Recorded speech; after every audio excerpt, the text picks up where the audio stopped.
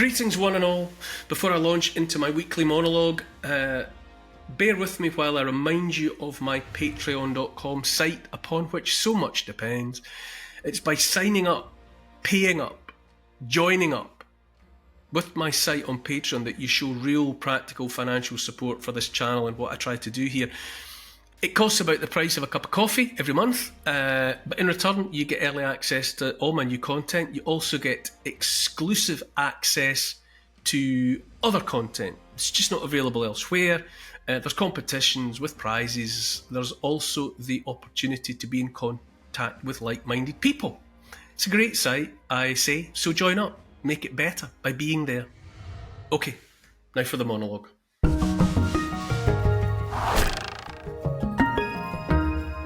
This week what I've been thinking about is the flogged horse, the horse all but flogged to death that they call democracy. We're bludgeoned all the time about democracy. That we were told that the war in Ukraine on the part of NATO and the West is about saving democracy in Ukraine. We're told that the battle is upon us to defend democracy from Donald J. Trump. We're told that the notion of the US elections to come is about democracy itself being on the ballot. Yada, yada, yada. A person could be forgiven for thinking that the establishment cares about the thing they call democracy. But I say, watching the plight of so-called democracy, what we're sold as the rule of the people here in the UK, the United Kingdom of Great Britain, in the United States of America, all across Europe and elsewhere. I say that it makes me think of an abusive relationship. Democracy is, or at least it's arguably a real thing. Of course it is, or at least it has been a concept that, applied in good faith, might be a useful way to run things. At least arguably an effective way to run things, even if democracy is intrinsically troublesome for reasons I won't go into now, but that I've gone into before. Having said that, basically, the reality that just because most people make a snap decision that they want something doesn't make that something right. That it's invariably the carefully thinking minority that get it right. But that's for another day. At this moment in time, though, and for the longest time, any thought of democracy has been reduced to what is little more than a theoretical talking point. It's a notion, increasingly a redundant entity. I suppose you might say it's a bit like the human appendix, something that presumably served a greater purpose once, but that has long since been reduced by evolution to something the human body can happily live without. That the body might even be better without. But back to that thought of abusive relationships. As is the case in relation to so many situations we find ourselves dealing with now, the pattern of behaviour in an abusive relationship is cyclical and therefore predictable. There's an initial phase, often described by the Marie Stopes organisation and whatever, in terms of an abusive relationship, that's defined as tension building, when the threat of violence looms as the dominant, or at least the cowardly, selfish, bullying and would-be domineering partner in a relationship begins to seek to lay the foundations for control. And as night follows day, this phase is followed by the use of actual violence or abuse, physical abuse or emotional abuse, or both. A slap, a blow, a time spent in lockdown, maybe, or a time of induced fear of disease, maybe. These are emotionally abusive situations. All of it to encourage a person or a society to get in line and stay in line. And then, when the bullied partner begins to come to terms with reality, to see what's actually being dealt with, the situation in which they find themselves, well, there's another phase when, among other tricks, the abuser fakes contrition, feigns regret, makes false promises that, there'll be better days to come.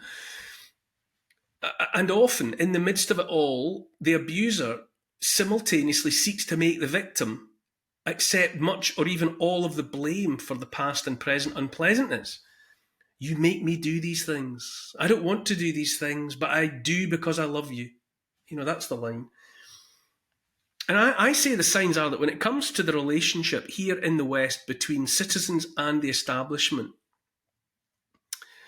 that we're in that phase now of faked contrition, of the promise that things might get better, but that underlying it all, the implication that the fault for the trouble is ours, has been ours. Increasingly, what they're trying to tell us is that if things are bad, and they are bad, then the responsibility for the way things are lies not with them, but with us. And this move into another phase is on account, and only on account, of how many citizens have woken up to reality.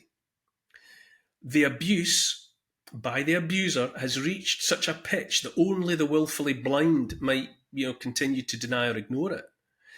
Citizens, more and more citizens, see what's going on, and they're talking about it amongst themselves.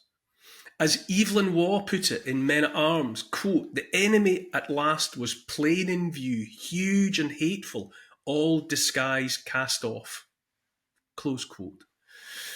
Perhaps the abusive establishment knew that these days had to come, when the mask would fall, or when they would intentionally and deliberately drop the mask.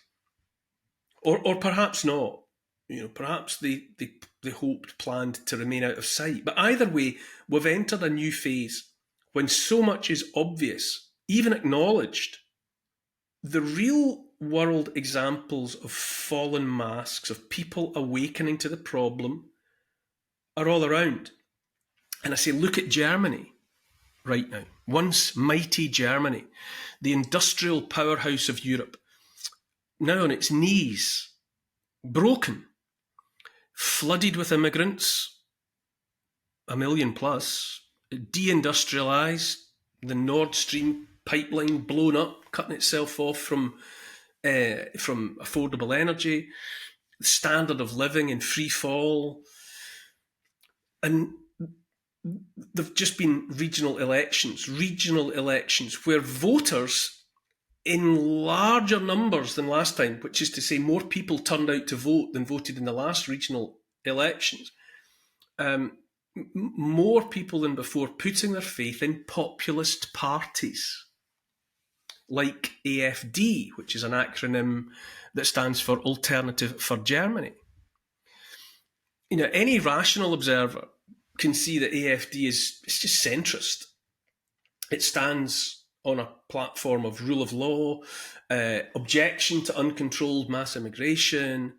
It protests declining living standards for the general populace, and so on and so on. But of course, affiliation to AfD, a vote for AfD and other parties like them, votes cast by the increasingly desperate electorate, has been smeared as far right. Far right. The mere fact that, as observers, more and more of us are even paying attention to something like the results of regional elections in Germany. I mean, who would have thought it? That's interesting, if not revealing in itself. But another symptom of general awakening, I would say, of more and more people who once turned a blind eye to the minutiae of national governance at home and abroad, caring to pay attention to what's happening everywhere. So what do we see when we look at what's happening in Germany? Well, in the East, In the east of the country, in the state of Thuringia, for example, the AFD emerged from the recent regional election as the strongest party, with 33% of the vote.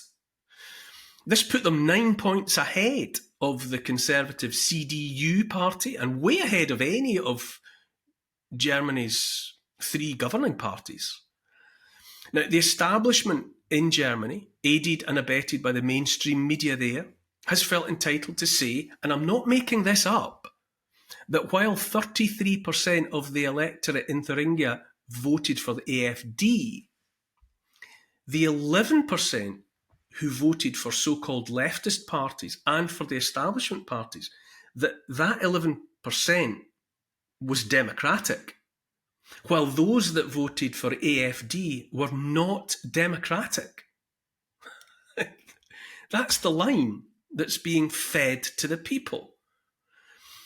And it's impossible to make sense of such a statement. But having said that, a parallel can be found in the way that those drafting the United States Constitution way back in 1787 sought to deal with the problem, well, what was seen to be the problem at least, of those that were slaves. Article 1, Section 2 of the Constitution of the United States declared that any person who was not free, which is to say any person who was a slave, would be counted as 3/5 of a free individual for the purposes of determining congressional representation. The 3/5 clause, as it was called, increased the political power of slaveholding states, but it did not make any attempt to ensure that the interests of slaves would be represented in the government. So, in 18th century America, the troublesome part of the population was dealt with by declaring that a black man counted as less than a whole person. That a black man was only 3/5 of a real person. Now, in Germany, the establishment is attempting something similar, I would say, by saying someone voting for the establishment is a real democratic voter, while someone voting otherwise, voting against the establishment, is not. So, in this way, does the establishment seek to declare citizens voting for them, for the establishment, are whole people, while anyone voting against them, against the establishment, is less than a full person, is less human. I would say we see that it is in this way that the response of the establishment in Germany is to try and make those who are unhappy with the establishment, unhappy with the status quo, accept that they are the problem, not the state, not the establishment, that they are ultimately to blame for their own unhappiness. And so the intention is to have them accept that if things are less than ideal, then the dissatisfied people have only themselves to blame for their dissatisfaction. Something wrong with them. Now, the German Premier, Olaf Scholz, said in the aftermath of those elections, quote, "The AFD is damaging Germany. It is weakening the economy, dividing society, and ruining our country's reputation." Yeah, right. Of course he said that. Now, a good friend of mine, a fellow commentator, Ralph Schulhammer, and he's a professor, an assistant professor, I think, at the Webster Vienna Private University. He said this week somewhere else that the terms right and left are wholly redundant now. Now, he said that before, as have many people, including myself, but he said that what we're seeing in terms of elections like those in Germany is really the battle between those who are for the establishment and those who are anti-establishment. And Schulhammer said that what's happening in Germany now is related or similar to what happened in the United States of America in 2016, when a majority of people saw in Donald Trump a candidate who, well, he wasn't a conservative, so to speak, and he certainly wasn't a traditional Republican, but he was seen by a majority as an apparent alternative to the establishment.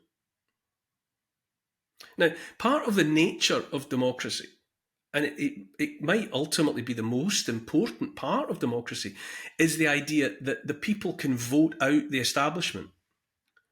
You know, we're not supposed to be living in hereditary monarchies in which the sons and daughters or other relatives of ruling groups inherit power just because they're sons and daughters of those in power.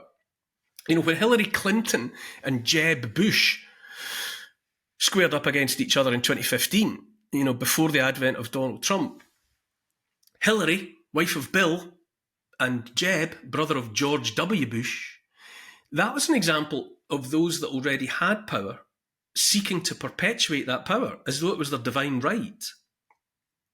And then came Trump, what you might describe as reaffirmation of the principle of democracy after a fashion, like the vote for the AfD in Germany, a vote against those already in power, those determined to remain in power, regardless of what the pesky people might want. In the European Union, the president, Ursula von der Leyen, she can't be got rid of, well, not by the people. She has been placed by the system beyond the reach of the people. She's a forever president as far as it goes. In the United States of America, the establishment is presently moving heaven and earth, by which I mean the coup against Joe Biden, the subsequent coronation of Kamala Harris, and the weaponizing of the judiciary and the political process against Trump, against RFK Jr., Bobby Kennedy Jr. It's more of the same, the determination by those in power to stay in power. And in order to do so, they show their determination to subvert the system, to deny the will of the people. The vote in Germany, like the US presidential election in 2016, like the vote for Brexit in the United Kingdom of Great Britain, those were examples of democracy in action, what supposedly, apparently, for what democracy is worth. That was the people making their wishes clear for all the good it did them. But in every instance, the establishment in each case moved in every imaginable way to thwart the people, to perpetuate the establishment's grip on power come what may. Now, just to give a talking point, a thinking point, I would say the same sentiment is there in Ted Hughes' 1960 poem Hawk Roosting, which is about the mindset of a dominant predator. And I'm only quoting parts of it, not the entirety. I sit in the top of the wood, my eyes closed. My feet are upon the rough bark. It took the whole of creation to produce my foot, my each feather. Now I hold creation in my foot. I kill where I please because it is all mine. There is no sophistry in my body. My manners are tearing off heads. No arguments assert my right. The sun is behind me. Nothing has changed since I began. My eye has permitted no change. I am going to keep things like this. Democracy is real, or at least it has appeared to be real, but democracy is clenched like prey in the talons of the establishment hawk. If we can't have democracy or something like it, well, we might have to deal with the hawk.